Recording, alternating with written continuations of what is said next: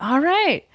Well, so we've gone a couple minutes. We got people in here. I guess we can kind of kick it off. If I had cool music I could play you during this event, I totally would, everyone. But sadly, they don't have that capability just yet. So we got a fireplace. Hopefully that's enough.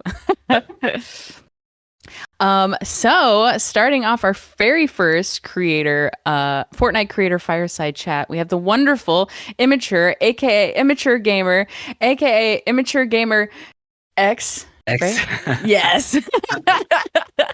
Uh, also known as Matt, here to chat all about his experience, things that he's really, really passionate about. We took a lot of questions from you all over the course of the last week, and we're really excited to get as many of those answered as we can and incorporated into this awesome chat. But just to start it off, I want to give a little bit of more insight for those who might not know Immature, which I'm not sure there might be some in here that don't, that are just checking it out. So, Yeah. so Matt, you started creating in 2018, and since you've started, you have over 500 million plays across your islands. It's probably even changed since I Yeah. last talked to you. But you're also the founder of the creator team Catalyst Studios, where you continued to focus on driving that innovation that you're passionate about in the space. And then I heard the number one Roblox studio Game Fam ended up acquiring your studio and appointing you as VP and head of Fortnite for that company. How's that going so far? Thank you for that intro. And yes, you are very accurate. That's exactly what happened. It is going great, honestly. Like you said, I've been in pretty much every aspect of the Fortnite creative space. From solo dev to starting my own team to now working for one of the largest development groups in the Roblox space. But obviously, we're planning on hopefully carrying that to Fortnite as well.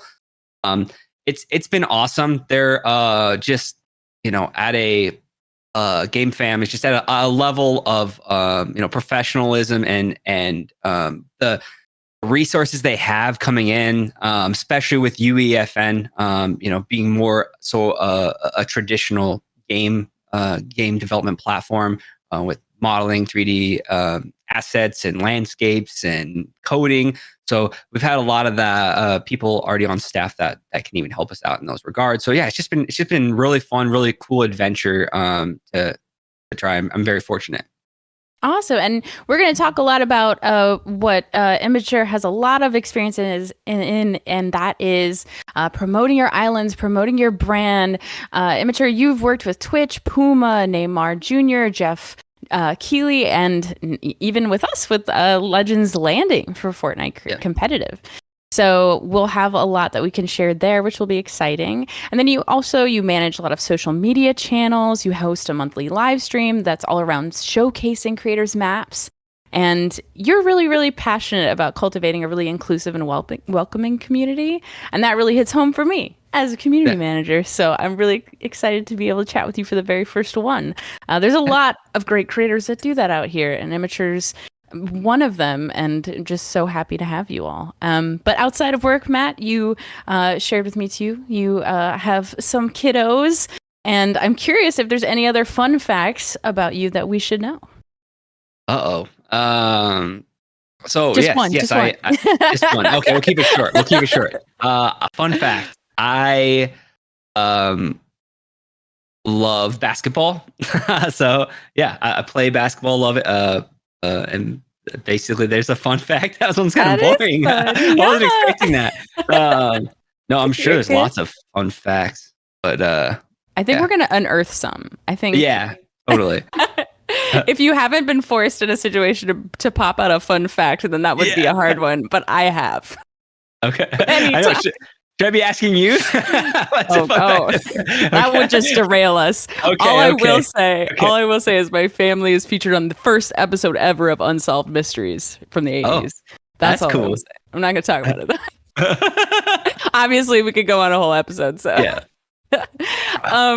So we have a lot of great questions. I have quite a few for myself, but we got some really interesting ones from the community, and we're going to dive into those in a second. But I want to hear from you out of that, brief bio that I kind of spat out to help give some insight. Would love to hear your journey as a creator, from how you got into the industry, how you got to where you are today, as much or as little as you would like to share, just to kind of show others what your experience in life has been like in that regard, and hopefully inspire some who might just have started out or who might be feeling like, oh, I'm not sure which direction to take. Would love to hear that in your own words. All right. Yeah. Yeah. Look, so I definitely do not come from like video game development at all. I did not go to school for any of that. I basically, it's just kind of my story and how I came into creative was, I started a YouTube channel, and it was actually based around Call of Duty. But this game Fortnite came out, and I kind of started gravitating towards Fortnite content on my YouTube, and I started seeing more interest in my YouTube channel. And then from there, creative kind of came out, and I was also, something about me, and maybe more of a fun fact is that I actually played semi-pro Call of Duty, if you want to call it that. Like I used to play high level competitive Call of Duty. I tried to start doing that in Fortnite, and so I really wanted to get better at the game. And so I started, Fortnite Creative came out, and I started creating like aim edit courses, things like that. I didn't have a creator code, so what I would do is I would make these experiences. I'd post them on my small YouTube channel, and I would invite people open. I'd just say, hey, come, I'll have this open at this times. Join my party. You can play my maps and whatever. That's just kind of how it started. Well, one of my maps really started to pop off. I got like 100,000 views off of one of my edit courses. And I was like, oh, I have something here. So, I just started going all in at that point, in Fortnite Creative. And from there, I just really fell in love with the process of game development, making games, and also fall in love with people playing my games. And honestly, I just started solving problems that I saw in game modes. And from there, my maps would start taking off. So my biggest hit, and probably one of my biggest hits, and really started my career, I think, is the most advanced 1v1. I know there's some people who know what I'm talking about here. This map came out 4 years ago. Go ahead. And yes, I don't know how long I can talk on this. No. I was saying they could go ahead and raise their hands and chat. Oh, okay. Yeah. Chat so here, and we're paying attention. Don't worry. we're going kind of, really old school here. But this map I created, it was basically a 1v1 map. But we all definitely know what 1v1 maps are now. Back then, there wasn't very many 1v1 maps, and there was a lot of issues. The 1v1s actually started in tilted towers and going into like a fill, or I can't remember. Someone will correct me in chat, but there's, you'd gather your resources, you'd pile it up in tilted, and you would 1v1 there, right? Well, creative came, we started doing this, and there was lots of time-consuming tasks of farming and build resets. So I created a mechanic basically where underneath these floors there was indestructible floor pieces, and there's an indestructible gallery for all my creators that know this. And I had bots fire rockets below them, and it would, every build around that square, that's where you'd start your 1v1, would break, and then it would clear your 1v1. So that was the original build reset in Fortnite. So that video ended up doing 1 million views. And we don't have analytics back then on that island and what it did. And I know it did lots of numbers, unfortunately. But that was just kind of the catapulted my start into creative. And then from there, just from that success, that growth, I kept making, just improving my builds, getting better, any aspect. And honestly, I got the eyes of Epic.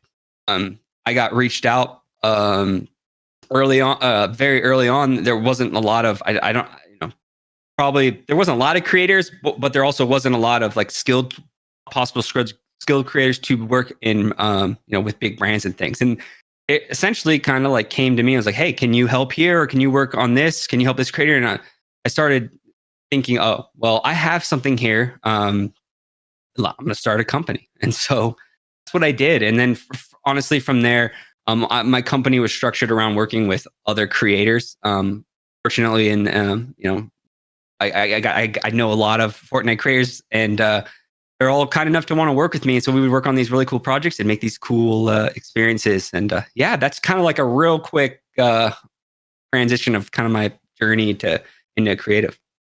Cool. Thank you so much for sharing. And it sounds like you've worked with a lot of people, probably a lot of people here too. And we're so thankful to have you here to hang out with us and chat. We are paying attention to chat, but we also have a lot of questions from before we're going to get through. But hi, everybody that's there. Welcome, welcome. We're going to be doing those more often if they go well and you enjoy them. Also, if you have any feedback just in the middle here for this at all, feel free and drop it in a server feedback channel of our Discord so we can continue to improve too. But after that wonderful introduction, thank you so much, Immature. Have some questions that I'd like to dive into, and I kind of worked in a flow here of going through kind of advice that you have, maybe some more inspirational questions, and then some fun ones thrown in there too. So,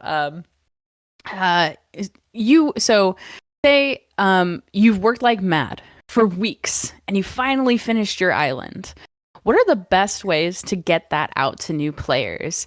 I know for you, you have that kind of the reach already in there, no matter what size of creator, in terms of social media reach or in terms of creator reach, would be some tips that would really, really help. All right, that's a great question. I think first off, some maps take a lot longer than weeks. By the way, but yes, Good call. Good call. but no, honestly, like you already kind of talked about it. The best way, the cheapest way, the free way is. I say this all the time, but social media is more important than almost building your experience. It's something you should be thinking about before you are building, and taking it very seriously.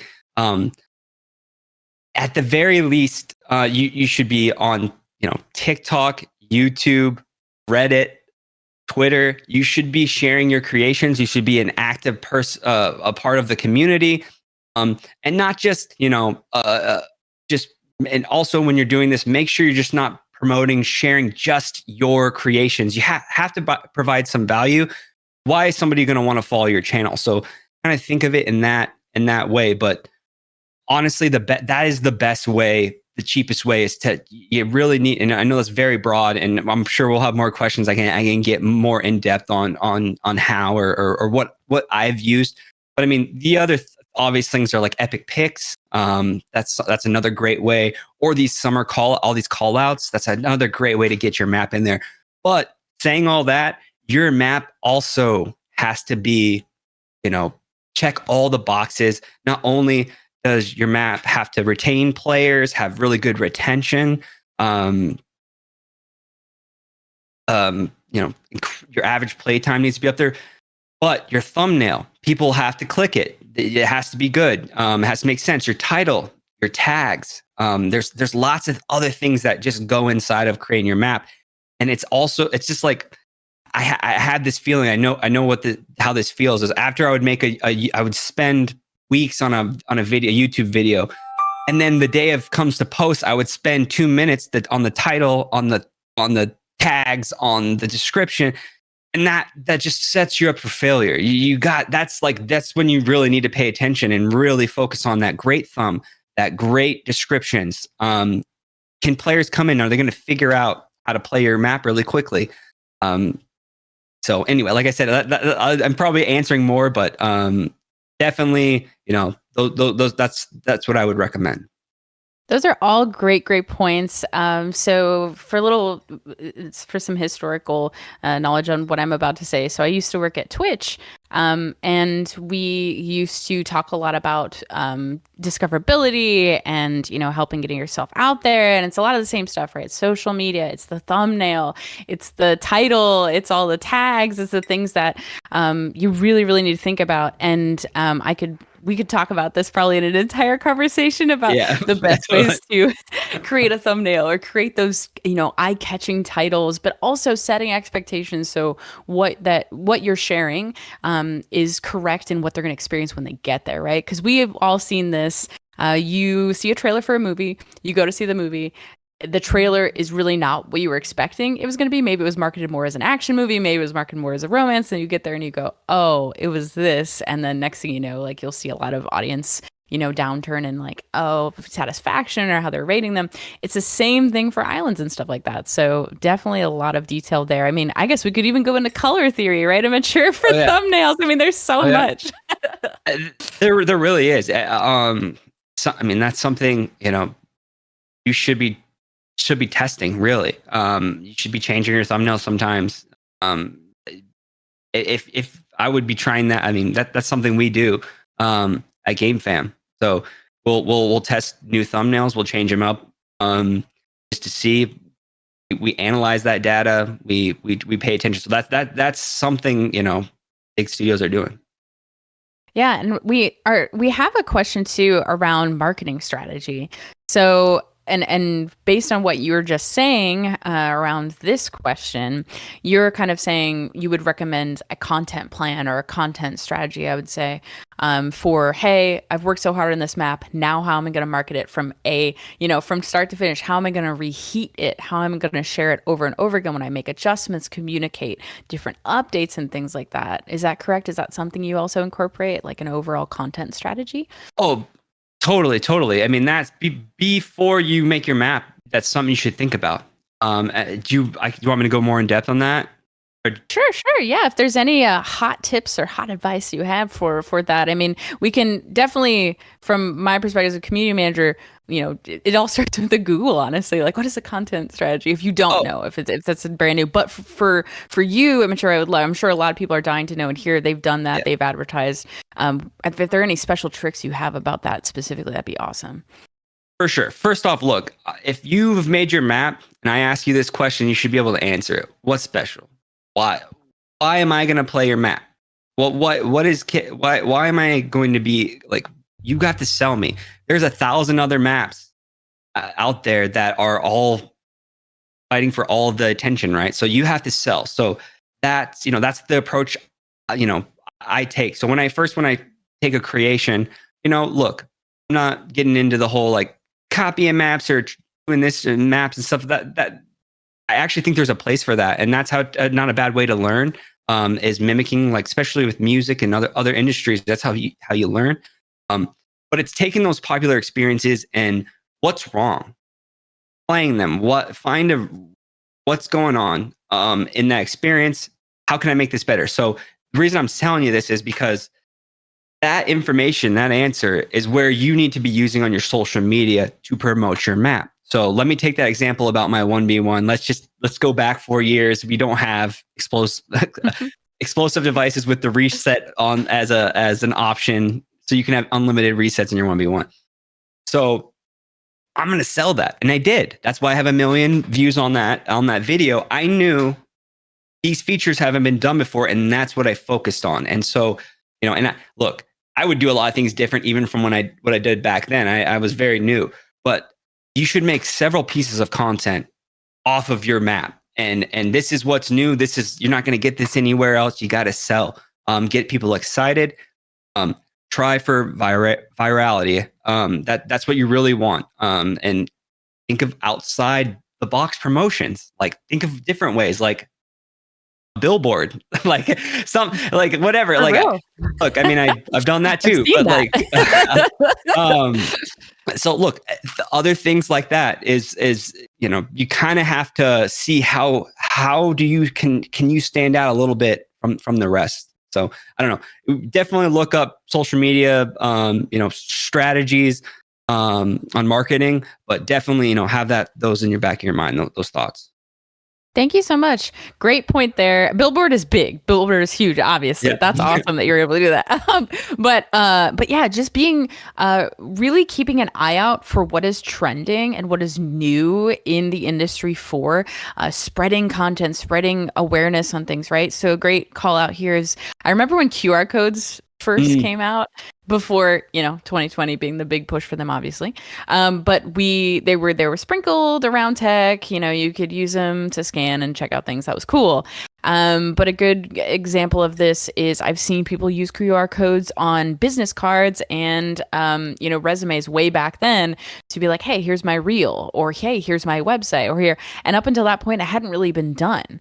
But it was I myself had one, and a lot of people give me compliments on it. So it's really kind of recognizing, hey, what is this new technology, or oh, what could this do, and seeing how you can make it work for you as well, even if it's something small, even if it's something that isn't as big of a lift in terms of like how much it would be, or like or thinking really big too. There's small things you can do that can really move the map, and that's a great point. Like every little part you do, like you were saying, Immature, is helpful for that.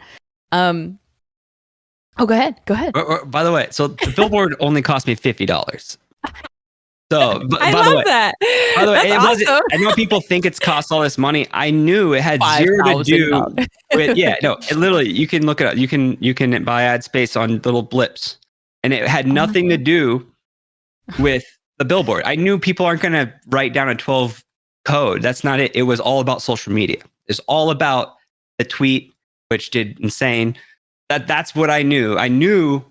Look, I have other ideas. I'll rent out a movie theater. Oh, this is for free. You guys have this. Go rent out a movie theater. It's just it's probably a few $100. You probably get cheaper depending on what movie theater. Play, you can hook up your Xbox in that theater, make a piece of content around it. People will go nuts. That's a really great idea. It's almost like you're great at ideas. I'm good at those too. I love. Look, I'll talk all day on this stuff. Same. Yeah, that's awesome. We should have booked more than an hour. Yeah, no kidding. No, but that's super big brain move there. Yeah. So any ideas you can think of like that, great call. Or there's a lot of dining places that you can find in different parts of the country too that have TVs or have events. Maybe they have karaoke. Maybe they're small. Yeah. You could do something like that there too with your local town. Like I know a lot of places that would do stuff like that. So it's pretty cool. Yeah. Okay, creative. Cool. Let's see. This is a pretty deep question. I really appreciate whoever asked this, and I wouldn't expect you to necessarily you've got to have a gut instinct, but you might not know the exact answer. And I haven't even. I have a guess too, but I'm pretty sure yours is probably going to be in line with mine. And it is, what demographic of players do you expect are joining the Fortnite player base with the recent introduction of UEFN? And how can creators be building islands using the new tools to create an experience that is welcoming to that demographic that we're guessing we're probably finding? Yeah, so I think, look, what UEFN's like 2 months old, still very, very new. Yeah. There's also still a lot of features, and we've all seen the roadmap over the next few years that's going to come out with UEFN to, I think, actually for us to be able to design standalone AAA experiences. We can do that right now, but there's some more features for certain type of game types, like some open world stuff that just we don't have just yet. Save data is another whatever. We don't need to go there, but the reason I'm bringing that up is I still think that the demographic for Fortnite, I don't know if it's actually changed much or at all for UEFN. I do think it will. And especially once we are seeing them slowly, but once we start seeing these really, breathtaking UEFN maps and they can stay on their own as the Adopt Me's of Roblox. There's other, that's kind of where I'm at. There's another one that's like the biggest game in Roblox. Like that's what I'm talking about. I think we will Adopt Me is a bad one for an older demographic, but bear with me here. And then I think as time goes on, we are going to see an older demographic. Also, Fortnite's 5 years. The 13-year-olds are 18. The 18-year-olds are 23. So we are aging. Fortnite is aging. So maybe not, if that aging demographic isn't here just yet, it will be, right? It's just as time progresses, that's what's going to evolve into. So, not saying that there's not a place for those type of game modes just yet. I mean, look at horror. Horror since UEFN has come in has been huge. We've seen a lot of big horror maps, a lot of play. So that's a more of an adult or more older demographic type of game mode. This is not facts or anything. This is just my take on it. By the way, I don't know. We don't have stats for demographics. If anyone's listening, we don't. I think there it was. Fortnite has said something in the past about something. I, I read something, and I don't take this to heart. It's like 18 to 23-year-olds. I think there's like 60% demographic. I don't quote me, but yeah. So I It's like mean, the industry standard pretty yeah. much for gaming these days. Yeah. So look, in the tools, UEFN tools, we have insane tools now. We can create anything. We can import within the TOS limits. We can import everything. We can make anything.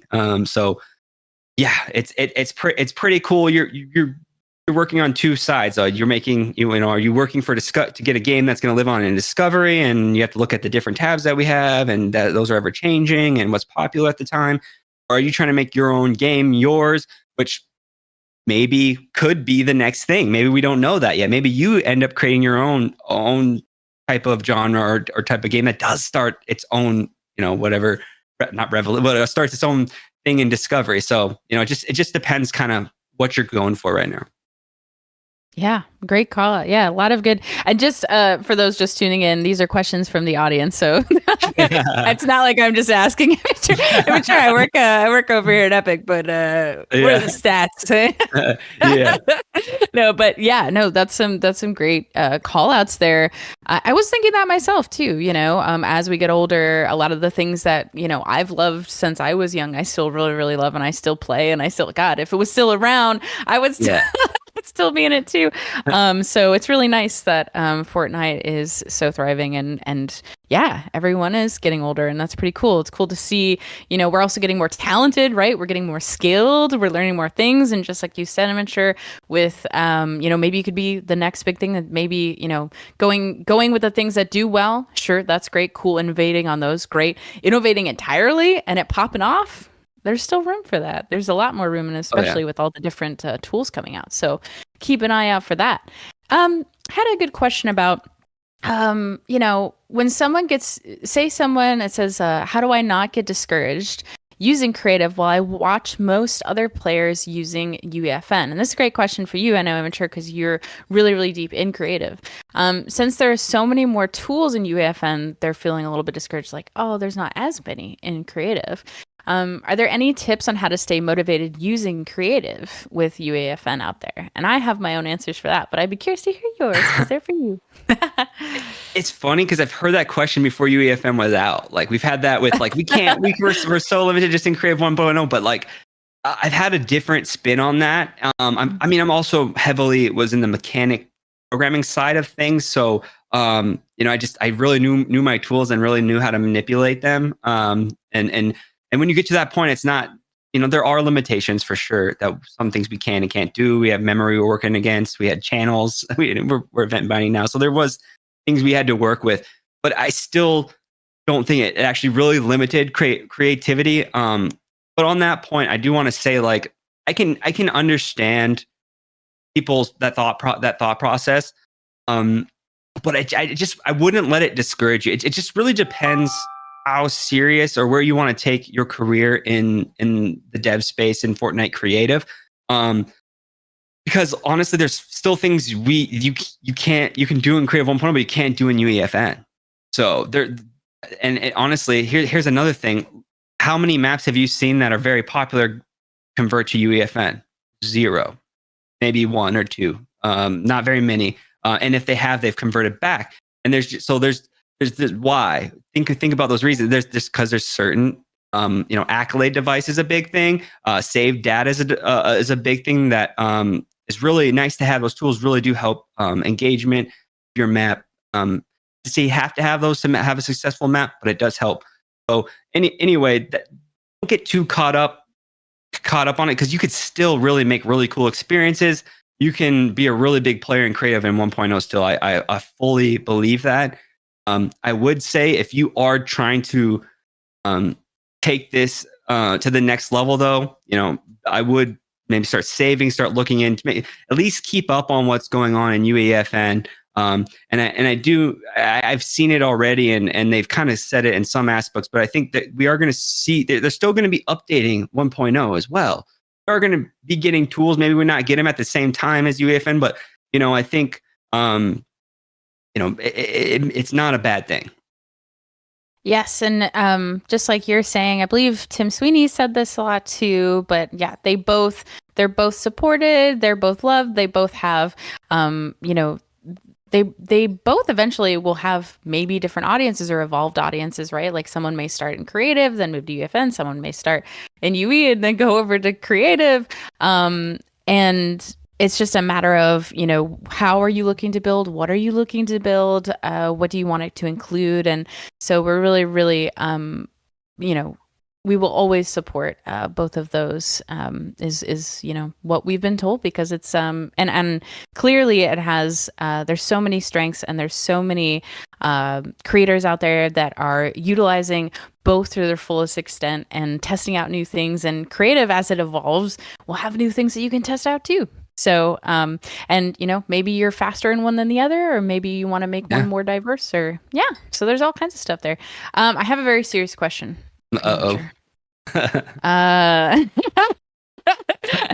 think the one question everyone needs you to answer after all the successful maps that you've published and all of the mechanics you have built and levels you've designed, we all need to know. And I'm sure you get this all the time. You get asked this constantly, but so I'm sorry if you're sick of answering it. But anyways, what is your favorite cheese and why? Oh my gosh. What's my favorite cheese? Who's asking these questions? People who love you. People are gonna hate this answer. I like Kraft singles. Like I'm easy. Like mom would put those on white bread, make me like I would get like a delicious like grilled cheese. I'm simple, but yeah, there's like I don't know. I'm not like, look, I went to France once and look, they have amazing cheese, but I got this like platter of like 100 different cheeses. There's some crazy cheeses out there. So like I'm not that guy that goes crazy, but you know, whatever. I'm very simple. I'll eat the whatever sprayed cheese. I'm in. Let's go. Oh man, it just reminds me. I'm just gonna date me, but the Goofy movie with the cheese whiz, and he's like, "Oh, cheddar, yeah. Cheddar." Yes, dude, oh my classic. Goodness. I'm really now. I want to go to France and have a bunch of cheeses. Thanks, Matt. There's a part. Some of those cheeses you're gonna say no to. I'm gonna be honest. I don't even want to be gross right now. There's some messy ones. Yes. Whew. Interesting. I could imagine. I mean, even the ones we have, sometimes people would say might that's true. Be nasty. That's true. The ones that's that true. are common. That's true. I can't even imagine. Oh my goodness. Ooh, if you had a magic wand, Immature, and you were able to change, boom, magically anything within UEFN, Creative, Discover, Creative Resources, what would you change and why? Ooh, there's just one. Just one for this one. Just one. Okay, we'll just do one. We'll just we have do like one. 10 more questions. Yeah. We're good. We'll be quick. So I think, I mean, the obvious for me, accolade device and save data in UEFM would be great. For me, I think more analytic tools would be very beneficial for all of us. I know there's testing, help, large scale testing, easier, make things easier. But okay, there's like 4. That was quick. No, that was super quick and good. And I believe we answered in our Q&A before, but we definitely save point is top priority. The biggest thing we're trying to get out for UEFN, not for both, but like that is the focus for that. So definitely working on that. So this analytics, as a person who loves data, would love to see more of that too, but can't comment on it because I don't. Ooh, I love this one too. What was the biggest challenge? And others can share too. I know there are quite a few creators in here, and you're all engaging in chat, so we'd love to hear. But what is the biggest challenge that came with becoming an island maker, specifically a popular island maker, as you were talking about when you kind of hit that blow up that happened? And then additionally, what is the biggest challenge you didn't expect you were going to face? That's a good question. Look, first off, I don't consider myself a popular Fortnite creator. So like, it's weird to hear that, but thank you. Probably, I think I'm sure a lot of people can relate in this chat, is when you start getting popular maps, the more popular you get, the more eyes are on you, the more scrutiny is on you. So it can kind of take away from your creative process. Um, I think for me that was kind of that kind of was the hardest part, because I was always trying to I was afraid to is this good enough? I was always second guessing. Is this cool? Is this people think of me as like this? Is this really, are they going to think of me like this? And honestly, at the end of the day, you need to make maps for you, and control what you can control and not what other people think. And that's easier said than done. But I think honestly that is what was the second part of that? What was the biggest challenge that you didn't expect you were going to face? It could be the same one. I mean, honestly. Yeah. So yeah, I think that's basically the same. Probably the one I didn't expect to face was actually making this a career. I did not. Well, it wasn't a career. It wasn't a career path when I started. You couldn't make money doing this when I started. So just like it just was it came at a time where I kind of had to make that decision. I had too many things. I had a family. I had my full-time job. I had my social media. Then I had my maps. Then I had my my creative team I started. You know what I mean? So something had to give. And ultimately I came to a point this is what I love to do. This is my dream. This is my everything. You got to go for it. So I actually had a very good job before for this. Worked for a large oil company. Actually, I did well. I could retire there. And with 2 kids and a family, I had to make that decision to leave that and go full on in. So that was probably the hardest. Luckily, my wife's very and kids are very supportive and along all this. So they made that decision a little easier. But I don't care who you are. That's not an easy decision. Yes. Thank you so much for sharing that. That's absolutely, I think a lot of us are facing that right now, especially in creative spaces, right?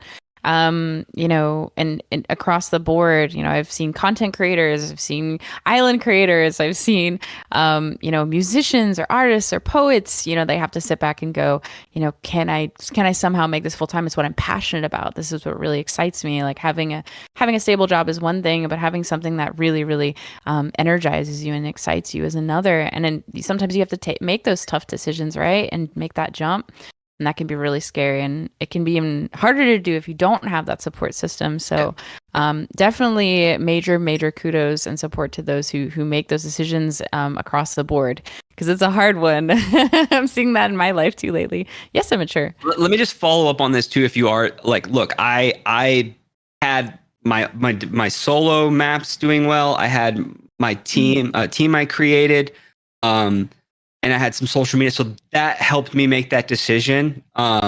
It wasn't if I didn't have all those things, I don't know if I ever would have done this leap. So I want to make that clear in case you're after this, you're I'm quitting my job. Look, there was a lot of things that I had in place before I did that. It's definitely not an easy decision. I wanted to make sure that was clear. Yeah, that can be definitely hard. And I've seen people make the jump without it and then massively succeed. And I've seen people make the jump and then it's a real slow struggle, and they have some wins here or there. I've seen everywhere in between, right?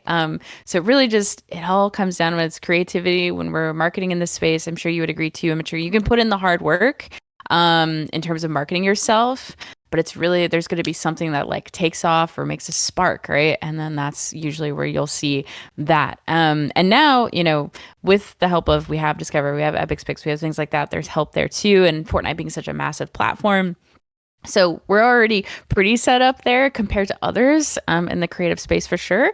And I think that's also what makes creative and UEFN so unique in the industry. So indie developers that are looking to test it out too and bring their experiences there, they're really curious about it, because then it's immediately there's some sort of exposure. And I know we've talked about, we're looking into search bar and Discover, what's to come with that, and I think that will also help a lot too.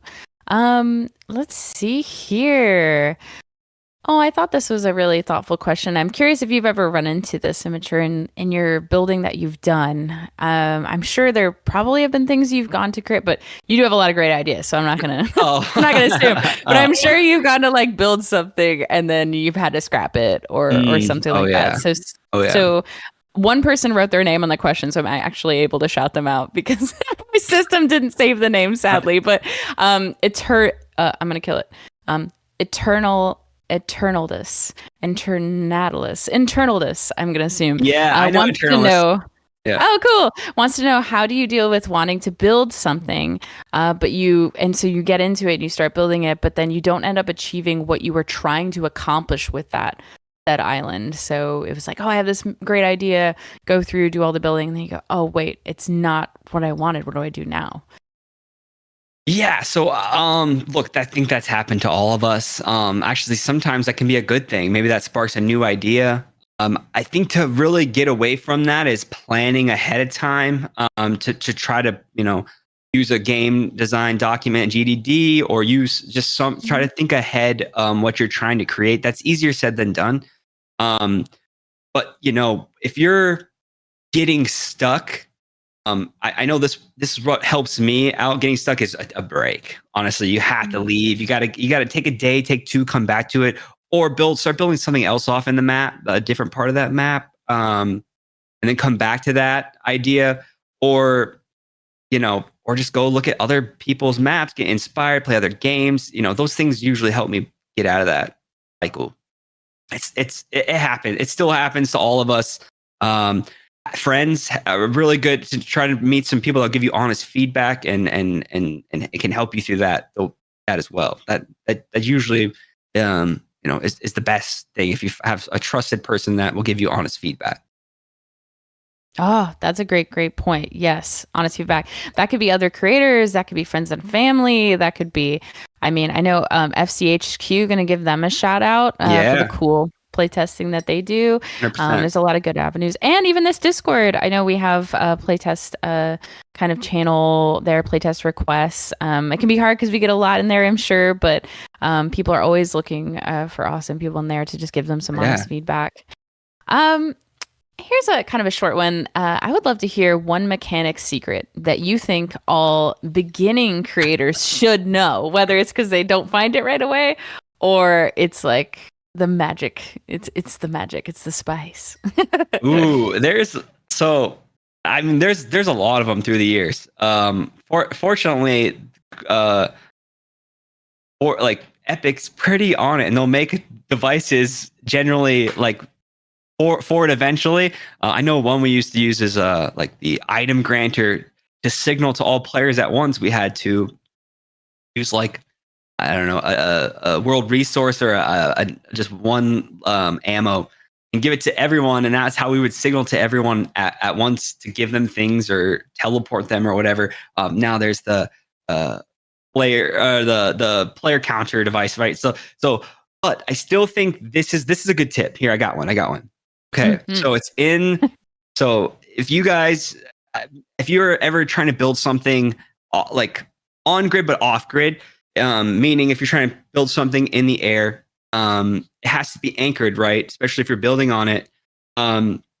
So it will stay up there, because if you were to take the builds below, it would just fall. You have to have an anchor.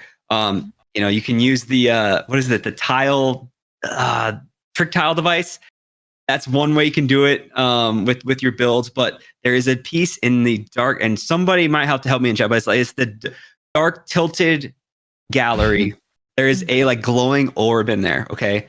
And what it does is it actually will let you anchor any piece, and you can turn it off. Turn that. You don't have to have it on. You can disable it, but it'll actually hold the pieces up in the air for you, and you can build off of them and everything. And I think that was like something I used all the time. That's such a great, just such a great little tool to have.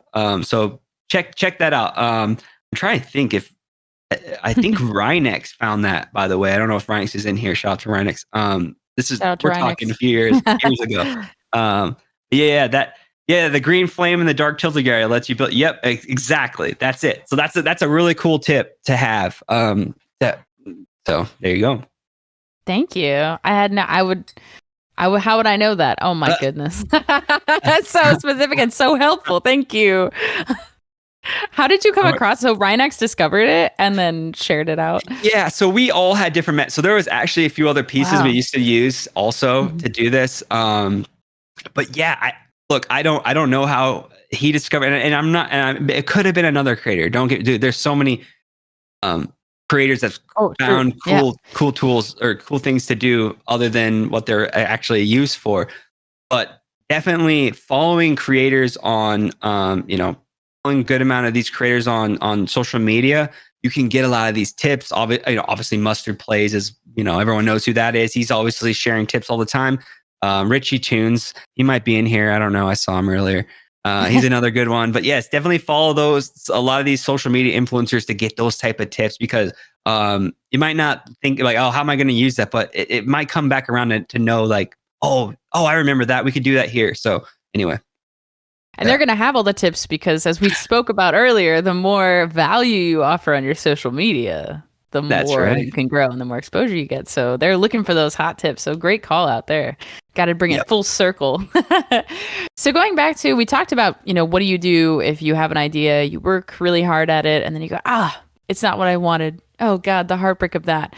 But I think one of the bigger things too, of course, is starting an idea, especially now with UEFN and all that we can do. And of course, that will always evolve with the different devices that come out on both creative and UEFN. But someone asked a question because I said they always get stuck on what to start with. Do you have any tips on how to get over this if you have this struggle? Any kind of brainstorming tips for building out an island? Yeah, so that starting is the hardest part. Like spacing, trying to there's a lot to be said about this. But it really just depends. Again, starting with a good game design document, or starting with, you don't have to make that. Just start with plans and have an idea. How many players are going to be in this space? What do I want them to do? Do I want them to be able to select their teams? Do I want them to pick their weapons? Here's the fight area. So a lot of people actually will block out a quick outline of their maps first, and then kind of fill it in that way. Or honestly, just like I first started creating, I would just start building. And honestly, a lot of spaces I started off with were probably a lot bigger than they should have been, but it didn't matter. You learn that over time. It's really just, you just got to start, try it first, just build. Don't be too hard on yourself. And all it's going to do is your next build, it's going to be that much easier, that much better. And you're going to have that skill kind of with you. And again, another thing, inspiration. Go look at other games. Go look at what are other popular maps doing. What that can really help you decide that. But just don't be so hard on yourself. Just build. Just start. Don't get too worried and caught up on everything. You might make something you didn't realize was going to be a hit. It happens. Great point. Great point. There's some follow-up questions too that someone had for this. So when you mentioned a bit about planning your islands, have you ever had the whole thing entirely planned out, or do you pretty much improvise? What does it look like for you, Immature? So early on, I didn't plan a lot out. I just kind of had my general idea of what I wanted, and I would kind of build around it, or scrappy. I start over, move it around. But now our process is is much different. This is and I'm not saying you should follow this process at all. It just really depends. I'm working with a large team, so when you're working with teams, there's a little more things you need to be involved. A lot more coordination, a lot more clarity on what needs to be done. So that all happens up front. So like I said, we have a milestone calendar. We'll create what we're going to build in what specific order and these dates. We have a really heavy GDD. We even have food storyboards, art boards. We get pretty in depth, and again, these are projects are either for our personal, for Game Fam, or for brands, big brands. It's kind of the process in short. And then from there we have we have people within our team. We have producers, you have game designers, you have 3D modelers, landscapers. So we'll delegate. Delegate, you got it. Delegate, there we go. Whatever parts of those projects, and we build it that way. But again, that's very project heavy. More so as a solo dev, I would really it definitely is important to design your game at first, and even draw it out on paper or whatever. Have your ideas, put it on paper, and try to follow it.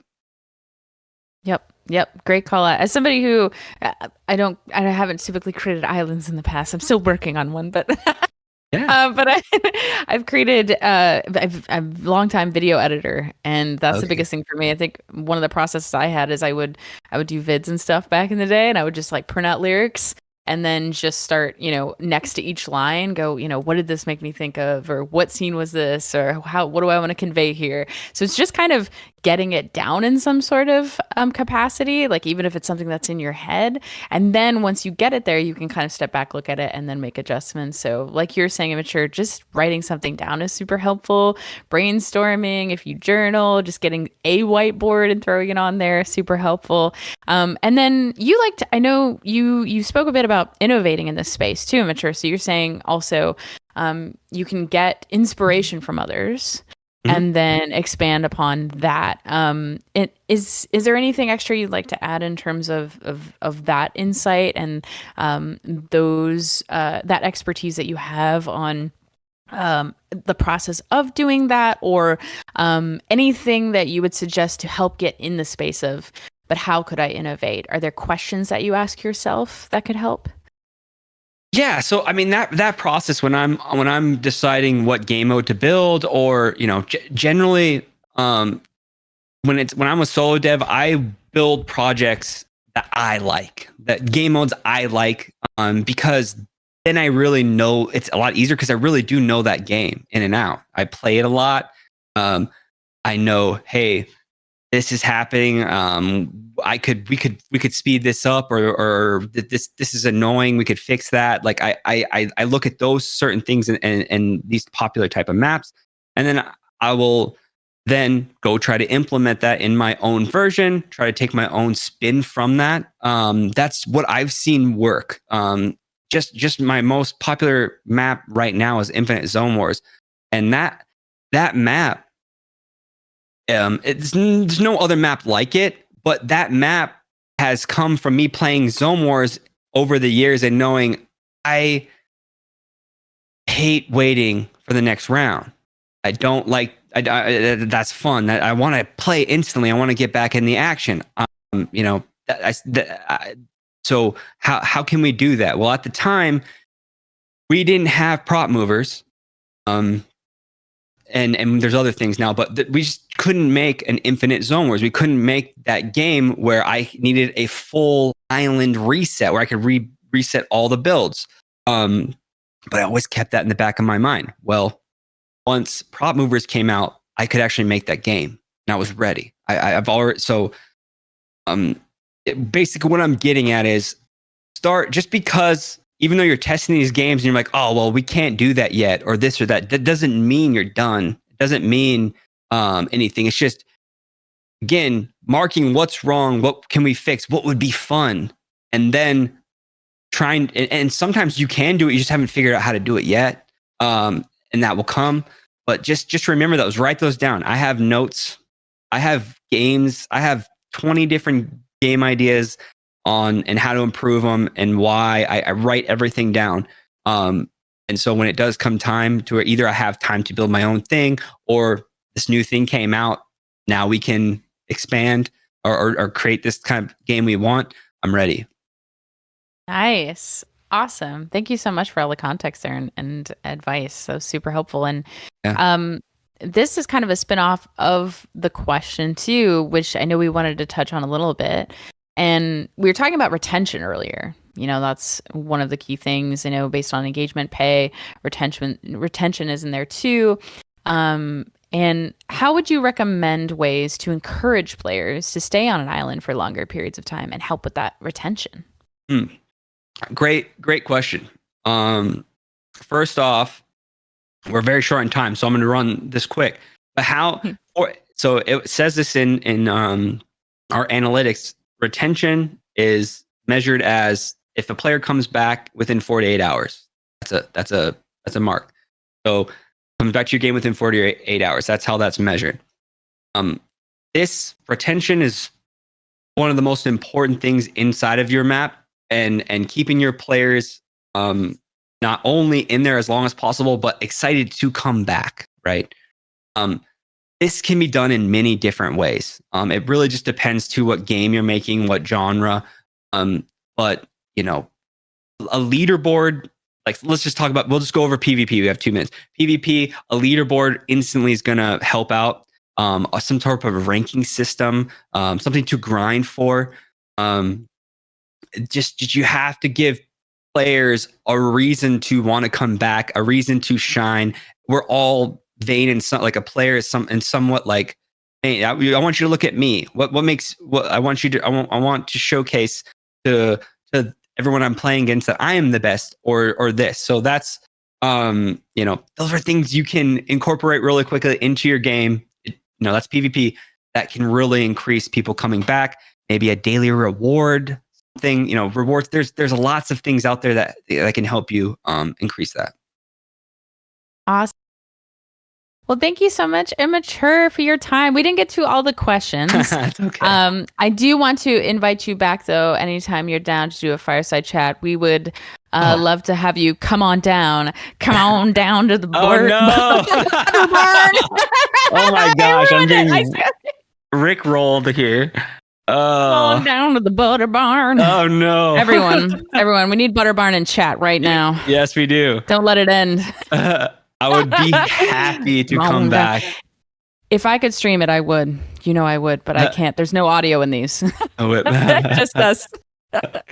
Could hold my phone up to it, but that would just be harassment at that point. So Immature, thank you so much. Thank you so much for your time. Hopefully everyone here, thank you for coming around and chatting and hanging out with us. Thank you for all who asked questions. We try to get through all of them. We got through quite a few. We will be doing these again, and they're held here, but the questions are also gathered here. So just pay attention to our announcements when we're looking to bring on new people. Also, if you're interested in being a part of this, hit me up, DM me, DM us on the community team to let us know. We're putting together a list, and we would love to consider you for part of this. This is super cool. Did I touch on everything? Give feedback in the #server feedback channel. That would be super helpful. If you liked it, if you hated it, let me know. You can always DM me. We'd like to make these a better program in the future. We also would love to have panels in the future of several creators, but though it is a little bit more tricky to get people all at once, but this was absolutely wonderful. Thank you so much, Matt. Thank you so much, Immature. Anytime. I know there were a couple of other things I wanted to shout out that you're working on. So I know you said you were working on a few new updates to the islands that you have. You got a few new things going on with your company, and a lot of unreleased stuff that you weren't able to chat about. But we're really excited to see it. Where are the best channels that people can tune into to check you out, to check out all the various channels that encompass the companies that you're working with right now? Totally. Immature Gamer X, you can find me on all socials, or Immature on YouTube or Twitter. You'll find me. That's the best place to find me and stay connected. And look, I'm very active. And if you have any questions, I generally try to respond. So yes, and I do have my once a month. I do have a stream for showcasing other creators like everyone here's maps. It's a it's fun time just like this. A bunch of creators in chat. You can meet anyone. Sometimes people from Epic, I don't know, they show up sometimes. I don't know, but it's a blast. And it's to celebrate you and your maps. And I'm happy to answer any questions there or talk about stuff there as well. Sweet. Thank you so much. Awesome. Well, thank you everyone for attending. Matt, I'll let you get back to your everything. 9 to 5. 9 to 5, your kiddos, your the big stuff you got working on. But thanks all for hanging out and saying hi to us and chatting with our cozy chat and bringing your mugs. And we will see you sometime soon. I'll let you know in announcements when we have the next one. Thank you all so much. Have a great day. Bye.